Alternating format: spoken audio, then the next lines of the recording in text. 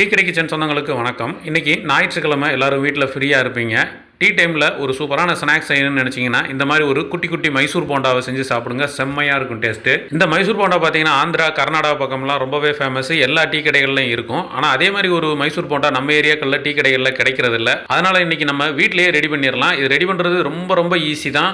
மறக்காமல் இதே மாதிரி ட்ரை பண்ணி பாருங்கள். வணக்கம். இன்னைக்கு நம்ம டீ கடை கிச்சன்ல மைசூர் போண்டா சூப்பராக எப்படி போட போகிறோம் தான் நீங்கள் பார்க்க போகிறோம். அதுக்கு நம்ம இந்த மாதிரி கொஞ்சம் அகலமான ஒரு பாத்திரத்தை எடுத்து வச்சுட்டு இதில் இப்போ தயிர் வந்து இங்கே நம்ம ஒரு 3/4 கப் எடுத்து வச்சுருக்கோம். அந்த 3/4 கப் தயிரை நம்ம உள்ளே சேர்த்துக்கலாம். 200 ml இருக்கும்.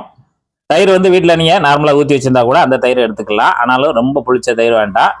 நல்லா எப்பயும் போல் நார்மலான தயிர் எடுத்துக்காங்க. பாக்கெட் தயிர்னாலும் யூஸ் பண்ணிக்கலாம். இப்போ தயிரை சேர்த்துட்டு 1 டீஸ்பூனு நம்ம சோடாப்பு, 1 டீஸ்பூன் சோடாப்பு சேர்த்துட்டு இதை நல்லா கலந்து விடணும். தயிரையும் சோடாப்பையும் நல்லா இந்த மாதிரி கைட்டு நல்லா கலந்து விடுங்க. நல்லா நுரையாகி நைஸாக வரும். அது வரைக்கும் நம்ம கலந்து கொடுத்துக்கிட்டே இருக்கணும். இப்போ நல்லா ஒரு 2 நிமிஷம் மட்டும் நல்லா இந்த மாதிரி கையை வச்சு நல்லா ஃபீட் பண்ணி விட்டீங்கன்னா நல்லா மிக்ஸ் ஆகிரும். அப்போ நம்ம சுற்றில் பூரா மறுபடியும் எல்லாத்தையும் வலிச்சிட்டு நடுவில் சேர்த்துருங்க. ஒரே 1 டீஸ்பூனு சின்ன சீரகம் அதை உள்ளே சேர்த்துருங்க. இப்போ நம்ம மாவு சேர்க்க போகிறோம். மாவோட அளவு பார்த்தீங்கன்னா மெஷர்மெண்ட்டில் 2 கப்பு மைதா மாவு தான் சேர்க்குறோம். மைதா மாவு 2 கப்பு. இது வெயிட்டில் வந்து 300 கிராம் வரும். சேர்த்துட்டு இப்போ நம்ம தயிர் ஊற்றிருக்கோம்ல அதோடு சேர்த்து ஒரு தடவை நல்லா இந்த மாதிரி கலந்து கொடுங்க. தயிரில் ஒரு தடவை இந்த மாவை போட்டு நல்லா இந்த மாதிரி கலந்து கொடுங்க. இப்போ இதுக்கு தேவையான உப்பு ஒரு 1/2 டீஸ்பூனு தூள் உப்பு. இப்போ நம்ம தேவையை தக்கன தண்ணி ஊற்றி பிசையணும். இப்போ நான் ஒரு 150 ml தண்ணி சேர்த்துக்கிறேன். இப்போ நம்ம இந்த மைசூர் போண்டாவுக்கு வந்து மாவு பிசைகிறது தான் ரொம்ப முக்கியம். ரொம்ப பக்குவம் கரெக்டாக பிசைஞ்சால் தான் நமக்கு சூப்பரான ஒரு மைசூர் போண்டா எடுக்க முடியும். இப்போ நம்ம மறுபடியும் ஒரு 50 ml தண்ணி சேர்க்குறோம். சேர்த்துட்டு நல்லா கலந்து விடுங்க. இப்போ நம்ம மொத்தமாக 200 ml தண்ணி தேவைப்பட்டிருக்கு. 200 ml தண்ணி தேவைப்பட்டு இந்த மாதிரி பக்குவத்தில் இருக்கணும். இப்போ இதை வந்து நல்லா மாவை வந்து ஒரு 5 நிமிஷம் இந்த மாதிரி பிசையணும். இந்த மாதிரி மாவை நல்லா பீட் பண்ணணும். ஒரு 5 நிமிஷமாவது குறைஞ்சது பீட் பண்ணணும். நல்லா பிசைஞ்சாச்சு. இந்த மாதிரி ட்ரெக்ஷனில் இருக்கணும். உரங்களை எல்லாத்தையுமே நல்லா வலிச்சு விட்ருங்க நடுவில். இப்போ நம்ம மைசூர் போண்டாவுக்கு மாவு ரெடி ஆயிடுச்சு. இதோட முடிஞ்சிடல, இன்னும் நிறைய வேலை இருக்குது. அப்படியே ஒரு மூடி போட்டு ஒரு 4 மணி நேரம் நல்லா ஊறி வரணும். நல்லா ஊறட்டும், ஊறி வரட்டும். மைசூர் போண்டாவுக்கு மாவு நம்ம நல்லா பிசைஞ்சு ஊற வச்சுருந்தோம். 4 மணி நேரம் நல்லா ஊறி வச்சு இந்த மாதிரி நல்லா உப்பி வந்திருக்கும்.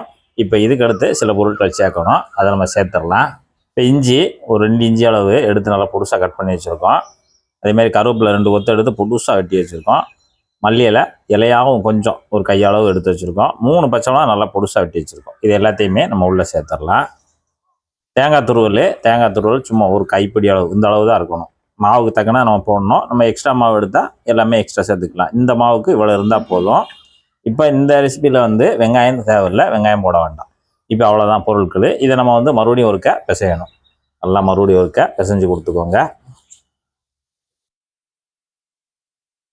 ஏற்கனவே ஒருக்க பிசைஞ்சோம் இல்லையா, அதே மாதிரி மறுபடியும் பிசையணும். ஒரு 2 நிமிஷத்துலேருந்து ஒரு 3 நிமிஷம் வரைக்கும் இந்த மாதிரி பிணையணும். இப்போ மாவு நல்லா 3 நிமிஷம் இந்த மாதிரி நல்லா கலந்தாச்சு. மாவு தயாராக இருக்குது. இதை எப்படி எடுத்து எண்ணெயில் போட்டு எண்ணெய் பக்குவத்தில் பொரிக்கணும்னு பார்க்கலாம். இப்போ நம்ம போண்டா எடுக்கிறதுக்கு எண்ணெய் பார்த்திங்கன்னா தேவையான அளவு சேர்த்துட்டு, எண்ணெயோட சூடுன்னு ரொம்ப ஹெவியாக இருக்க வேண்டாம், மீடியமாக இருக்கணும். அடுப்பு மீடியமாகவே இருக்கட்டும். இப்போ நமக்கு எண்ணெய் சூடு சரியாக இருக்குது.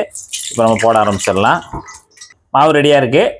கையில் வந்து தண்ணியை நல்லா நனைச்சிக்கிட்டு உதறிட்டு கொஞ்சமாக மாவு எடுங்க. அதாவது நம்ம என்ன சைஸ் வேணுமோ அந்த மாதிரி. நான் வந்து சின்ன குட்டி குட்டியாக தான் போட போகிறேன். அதனால் கொஞ்சமாக மாவு எடுத்துகிட்டு அப்படியே எடுத்துகிட்டு பக்கத்தில் வந்து அப்படியே முள்ளி விட்டுருங்க. அப்படியே மாவு எடுங்க. அப்படியே லேசாக அந்த ஓரங்களை அப்படி அணைச்சிட்டு அப்படியே மெதுவாக கொண்டு வாங்க. அப்படி ரவுண்டாக இறக்கிடுங்க.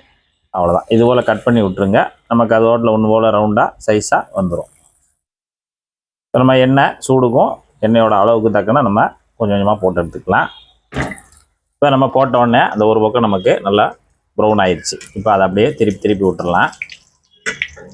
இது வந்து நம்ம கம்பிட்டு அதிலே திருப்ப முடியாது. அது பால் மாதிரி நல்லா மிதந்துக்கிட்டே இருக்கும். அதனால் நம்ம ஜல்லிக்கரண்டியை வச்சே நம்ம அது மாதிரி ரொட்டேட் பண்ணியே நம்ம அதை வேக வைக்கணும். அப்போதான் நமக்கு அது ஒன்று போல் வந்து வரும். இப்போ நமக்கு மீடியமான ஹீட்டில் ஒரு 3 நிமிஷம் ஆகும் இது ரெடி ஆகுறதுக்கு. இப்போ பார்த்தீங்கன்னா நல்லா லேஸ் அந்த மாதிரி சலசலப்பு அடங்கின உடனே இந்த மாதிரி ப்ரௌனாக வரும். இந்த மாதிரி ப்ரௌனாக வந்த உடனே நம்ம எடுத்துடலாம்.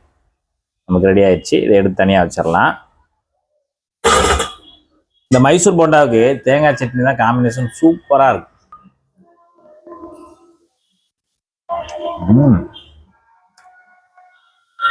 அருமையாக இருக்கும். இதே இதை நம்ம வீட்டில் போட்டு சாப்பிடணும்னா நம்ம டீ கடை கிச்சன் சேனலில் பாருங்கள். இதே மெத்தடில் இதே மாதிரி ஃபார்முலாவில் நீங்கள் செஞ்சீங்கன்னா சூப்பராக வரும். நீங்களும் ஒரு முறை செய்து சாப்பிட்டு பார்த்துட்டு எப்படி வந்ததுன்றதை கமெண்ட்டில் சொல்லுங்கள். நன்றி, வணக்கம்.